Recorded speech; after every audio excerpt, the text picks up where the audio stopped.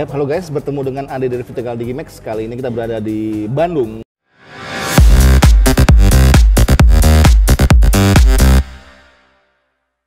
Jadi IDS ini lagi apa nih Bu, yang di Kuindo ini?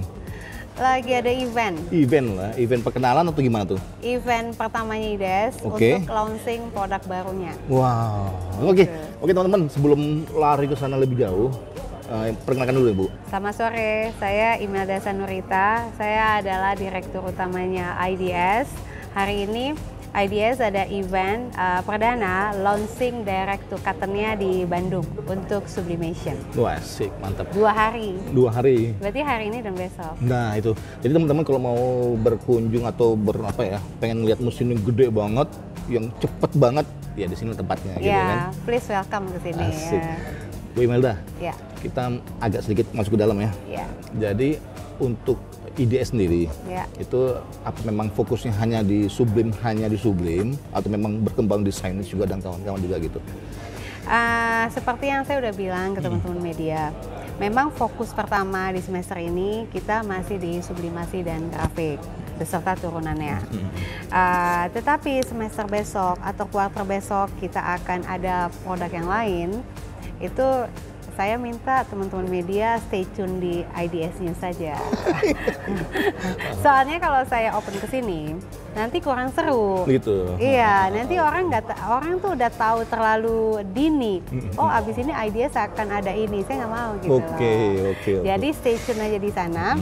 Semua kita akan broadcast kalau ada event sekarang, terus nanti kita mau ada event yang lain, terus kita mau tiba-tiba ada business unit yang baru, portfolio yang baru, itu nanti kita blast ke IDS News. Wah, gitu. Jadi punya wadah berita sendiri kayaknya. Iya, punya wadah berita sendiri. Wah, Ya. mantap. That's the one of yang kita berbeda. Oke. Jadi kita berbeda salah satunya adalah dari sisi media, kita tuh bikin IDS News. Jadi secara official nanti IDS News itu akan nge-blast beberapa informasi-informasi yang dibutuhkan. Baik untuk media itu sendiri ataupun untuk khalayak ramai. Wih, mantap. Berarti semua punya media sosial semua ya? Ya.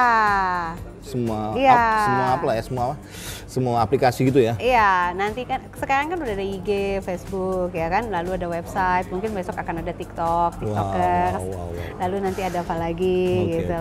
Ya, kira-kira seperti itu sih. Oke, ini salah satu menurut saya nih bagus banget Ibu. Maksudnya belum ada sejalan maksudnya yang kayak gitu sebelumnya gitu loh. Iya. Ini bocoran juga teman-teman. Tahunya Bu. Ibu udah buat inovasi ini, seperti biasa diikuti orang lain. Itu kira-kira gimana kira-kira? Menurut saya diikutin orang lain, ya nggak apa-apa juga orang lain mengikuti kita. Berarti kan bagus dong. Berarti kita memberikan contoh yang baik. Oke, kali aja gini. Udah capek-capek kita meramu, ya kan? Tahu-tahu yang belakang tinggal ikutin aja. Apa merasa nggak kurang apa gimana? Kan analoginya gini, penjual nasi goreng di mana-mana. Oke. Ya kan? Tetapi yang membedakan apa? Padahal nasi goreng itu berjamur loh. Betul. Tapi ada specialties di tempat-tempat tertentu sehingga nasi goreng itu laku. Betul nggak? Betul. Konsep itu yang beda, itu kan adalah chefnya kan, yang meramu nasi gorengnya. Betul, iya. Betul. Ya kan? Jadi kalau buat saya mau diikutin nggak apa-apa juga. At the end final call itu yang bicara adalah value. Value organisasinya, value orang-orangnya. Mengikuti memang gampang, ya kan? Tetapi mengaktualisasikan dari apa yang orang lain punya konsep itu, this is not gampang seperti yang dipikir juga kan? Betul gak deh? Oke. Ya kan? Buat saya nggak apa-apa ditiru. Berarti kan saya memberikan sesuatu yang bagus di industri ini, ya kan? Iya. Berarti bisa dicontoh, tapi hasilnya belum tentu sama gitu ya? Hasilnya belum tentu sama, ya. Karena yang berbeda itu adalah top of mind orang itu berbeda, concernnya orang itu berbeda satu sama lain. Apa yang dipikirkan orang A dan orang B, walaupun sama-sama jualan nasi goreng, yang A belum tentu nasi gorengnya, walaupun mengkopi si B, belum tentu hasilnya sama kan? Oke, betul. Bu, ini kan si IDS ini penuh dengan orang-orang pinter nih, maksudnya orang-orang pilihan lah ya, dimana setiap individu pasti expert di bidangnya ya kan, otomatis pengen nonjol gitu. Itu Ibu cara menekan mereka supaya barengan tuh gimana gitu? Memang IDS itu background orang-orangnya itu multi background. Ya, Tapi buat kita melihat dengan ada yang multi background itu adalah satu hasanah kekayaan. Bahwa dengan hasanah kekayaan itu, dengan adanya perbedaan itu memberikan satu instrumen baru. Ya kan? Instrumen baru. Kalau bahasa saya, kalau saya tadi bilang sama teman-teman, kalau kita belajar dari satu guru, kita hanya tahu dari satu guru kan? Betul gak? Tapi kalau kita belajar dari 1, 2, 3 guru, at the end kita tahu jurus mana yang harus kita pakai di tempat yang mana. Oke. Gitu Dan ya. kalau misalnya mereka gimana saya sebagai stakeholder memanage mereka. Betul. Direction saya clear bahwa IDS itu suksesnya saya harus sukses di atas tim saya. Tugas saya harus men-serve tim saya. Jadi bukannya saya sukses sendiri. Jadi tim saya sukses, saya itu sukses. Jadi saya harus menjadikan tim saya itu sukses. Jadi kalau bikin tim itu sukses, kita harus trigger, kita harus approach supaya the way of thinkingnya mereka mendesain mereka punya pemikiran itu menjadi orang yang lebih tinggi lagi. Tujuannya harus satu, sukses bersama. Sukses bersama. Ya, sukses bersama. Bukan sukses Imelda, tapi sukses bersama. Oke, mantap. Ya, Bu. Nah gini Bu, kira-kira gini, ini kira-kira untuk pemikiran pertama kali pengen buat IDS itu sebelum kita meng-hire orang yang tim-tim hebat ini gitu, kira-kira ada bayangan tuh pengen gini gitu, gimana kira-kira? Sebetulnya tuh saya mau berkarya secara pribadi tuh sebelum COVID pribadi, tapi kan kena COVID. Terus COVID saya kan tidak boleh meninggalkan lah dunia profesional saya, kena kode etik juga lah, nggak baik gitu. Tetapi kalau saya bilang lagi deh, kalau ngomongin waktu tepat, nggak ada waktu yang tepat untuk saya harus mendesain my own enterprise juga gitu. Nggak ada waktunya yang tepat kapan. Jadi saya pikir yang tepatnya adalah Desember kemarin, gitu loh. Balik lagi, visi misinya IDS itu adalah sukses bersama. Jadi ke depan ini adalah salah satu platformnya IDS, salah satu di segmen ini. Orang ada yang bilang nih Dek, itu bukannya hal yang gampang ya Bu Imelda gitu. Betul, saya tahu itu bukan hal gampang, tetapi saya harus menjadi role model buat tim saya. Menjadi role model, jangan hanya bisa memerintah. Kita juga harus punya value sebagai seorang atasan, sebagai role model kita itu harus seperti apa. Jadi nggak perlu harus dipecut-pecut at the end kerjanya. Mereka akan menjadi melihat role model kita, mereka akan terbiasa, mereka harus kerjanya bagaimana gitu. Jadi balik lagi, IDS itu kedepannya ini akan multiple business unit ke depannya. Ke depannya ya mungkin 1 sampai 5 tahun ke depan lah kalau saya boleh sharing lah sekarang. Gitu. Ya. Oke Bu, sekarang ini saya mau ngangkat isu yang di luar sana. Ya. Jadi bahwasannya di dunia grafika, kita ngomong grafika secara luas, bahwasannya bisnis ini sedang tidak baik-baik saja gitu. Ya. Terus seorang Ibu Imelda berani membuat vendor yang sama seperti mereka. Itu apakah bahasa prokemnya kan, apa di masih ada cuan kah? Apa masih memang geliat di bisnis itu, apa masih bisa besar kah? Nah, pemikiran Ibu Imelda kira-kira untuk IDS sendiri yakin banget nggak sih untuk ke depannya bagaimana kira-kira? Karena kan saya bilang platform ini adalah salah satunya untuk masuk ke market. Dalam arti customer itu kan harus di up to date edukasi mengenai tren ke depan segala apa. Jadi sebetulnya bisnis ini antara dibilang stagnan atau dibilang nggak ada cuan segala apa, menurut saya itu adalah balik lagi ke masing-masing pribadi. Kalau saya ini akan saya buat sebagai pintu masuknya untuk segmen yang baru. Gitu ya. Iya. Wah, itu teman-teman jawabannya teman-teman. Selama ini ada pertanyaan seperti itu, Bu. Untuk masuk ke segmen yang baru. Dan Ibu Imelda langsung menjawab. Iya. Dan sangat yakin banget ya. Iya. Bahwasannya IDS pasti gede besok-besok ya. Amin. IDS tetap saya harus bilang juga ke teman-teman semua di sini. Filosofi saya, kita harus tetap humble di tim IDS ya. Kita tidak boleh show off juga. Karena menurut saya juga ngelihat kita juga harus banyak belajar dari orang lain di luar sana. Jadi dengan kehambelan kita bring value lah buat orang gitu loh, khususnya buat customer kita. Oh, wow, iya. Oke, terakhir Bu Imelda. Kira-kira untuk 5 tahun ke depan, apakah ada penambahan cabang kah, penambahan mesin kah, atau sesuatu penambahan yang baru-baru lah dari IDS? Karena ide tadi udah bagus banget, karena mereka punya wadah berita sendiri, gini. Mungkin besok lagi tambah cabang di sana sini dengan mesin yang lebih banyak lagi, atau gimana Bu? Pasti ya? Iya, pasti. Tapi balik ke prinsip awal, bahwa IDS itu adalah mutual collaboration. Jadi apapun yang akan bisnisnya kita kerjain, kita nggak bisa bermimpi untuk pegang Indonesia sendirian. Gitu. Jadi kita tetap harus collaboration. Apapun itu, mau bikin bisnis sendirinya itu besar, nggak akan pernah bisa. Karena Indonesia itu sangat-sangat luas dengan populasi yang sangat-sangat tinggi. Kalau dari sisi saya itu, maju bersama. Kita mau doing business, kita doing business bareng. Oke. Indonesia terlalu besar untuk dipegang sendiri. Ya, Indonesia terlalu besar. Indonesia kalau dipecah jadi berapa negara loh harus. Betul. Jadi buat apa kalau dari sisi saya, buat apa saya harus naif bahwa Indonesia bisa dipegang sendirian? Nggak bisa. Bu, tapi di luar sana ada kok Bu. Jadi beberapa itu pengen menghandle semua, pengen pegang semua, pengen apa semua gitu sih. Nggak apa-apa.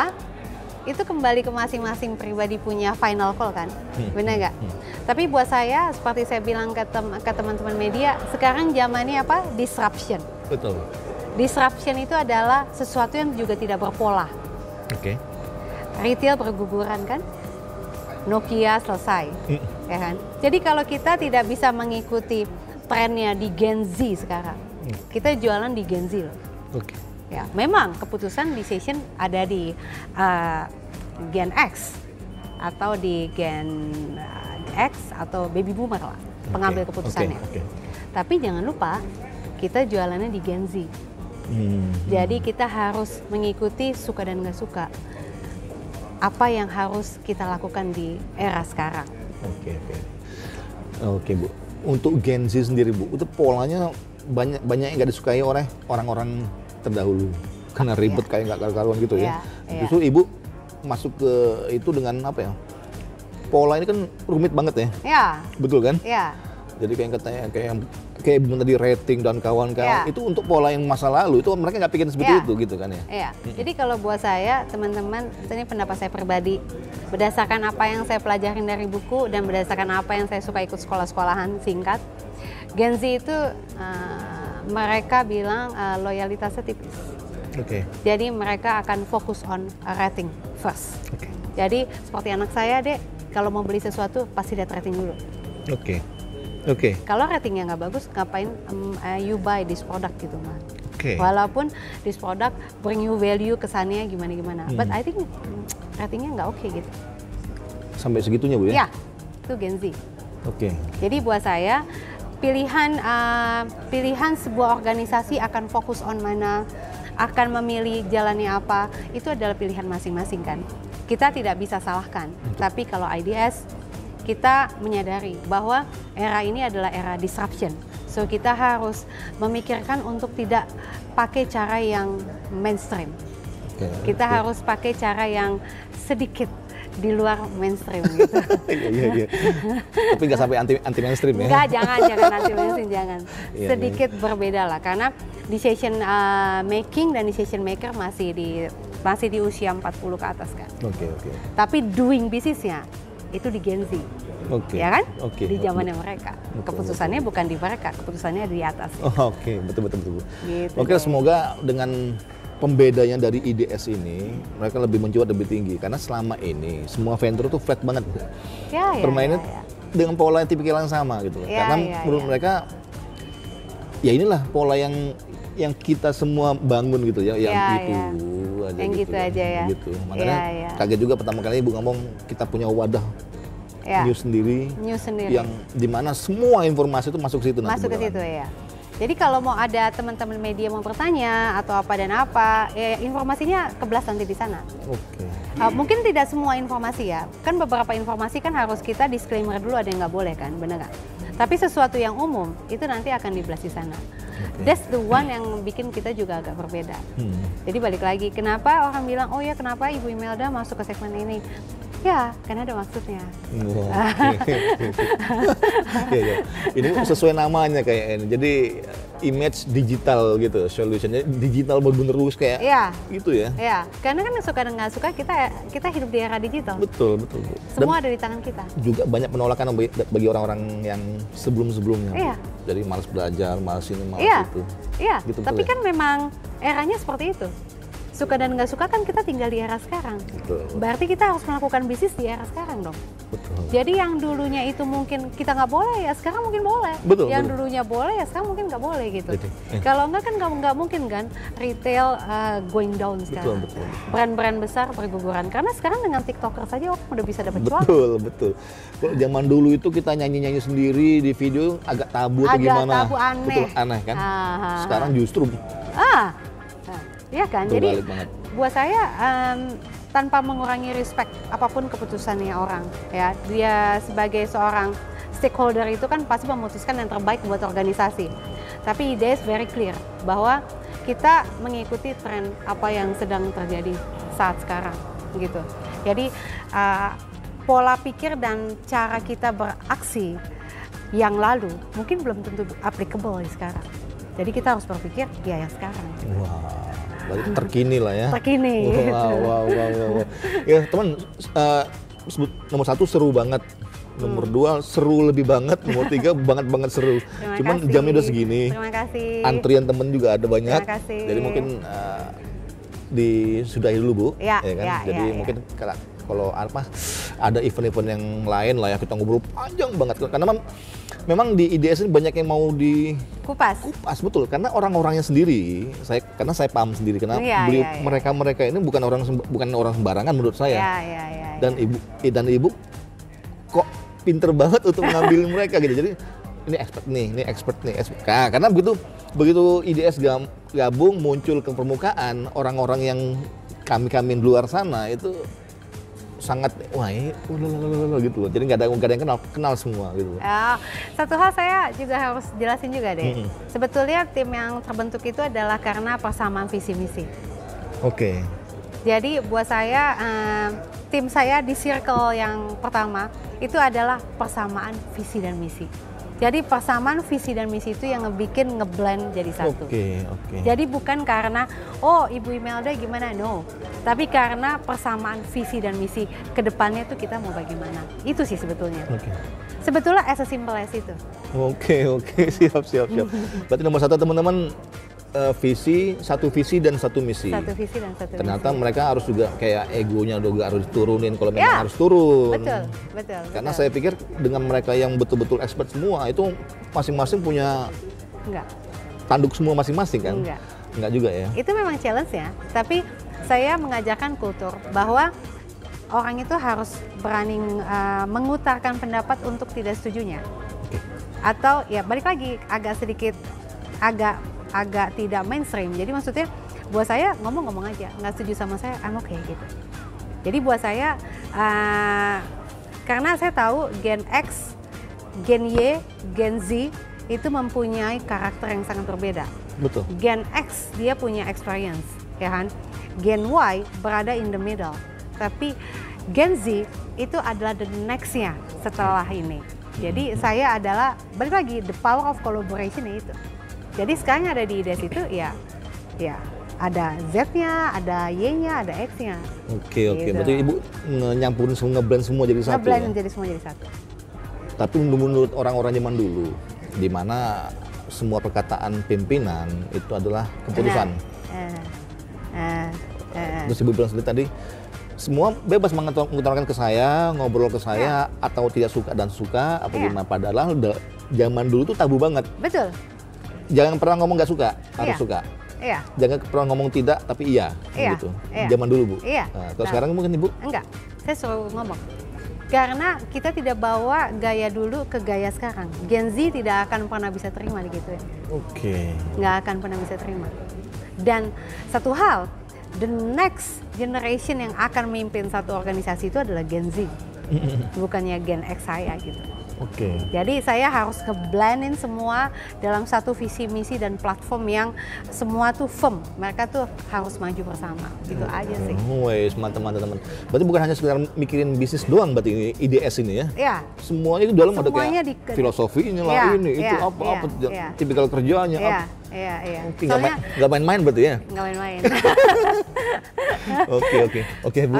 Oke Bu. Oke teman-teman, tadi obrolannya keren banget dengan Ibu Imelda. Cuman mau panjangin tapi waktunya udah habis. Kita masih di Hotel Newton Hotel Bali ya. Bandung. Itu saya Bandung 15 dan 16. Jadi besok ada satu hari lagi. Ya. Jadi teman-teman kalau merapat monggo karena ini terbuka untuk umum. Ya. Lihat mesin kundonya yang paling. Ya, yang daerah Katen ya. Nah, ya banyak peminatnya juga. Betul. Hari ini aja udah banyak yang nanyain kan. Banyak sekali yang tanya. Ya. Ada yang trial. Teman-teman kalau mau trial mungkin bawa kain. Bawa bahannya. Nah, kita coba di sini. Kalau memang itu berhasil ya cincai lah. Ngobrol langsung sama Ibu Imelda. Gimana keputusannya. Yang penting trial dulu ya. Ya besok masih ada fashion show juga. Fashion show lagi, tadi cakep-cakep Bu. Iya, besok agak berbeda, nanti lain lagi besok, jadi tunggu besok aja. Nah, itulah dia. Oke, Bu Imelda. Oke, thank you. Terima kasih. Oke teman-teman, selamat sore, jangan sampai jumpa. Sampai jumpa, bye.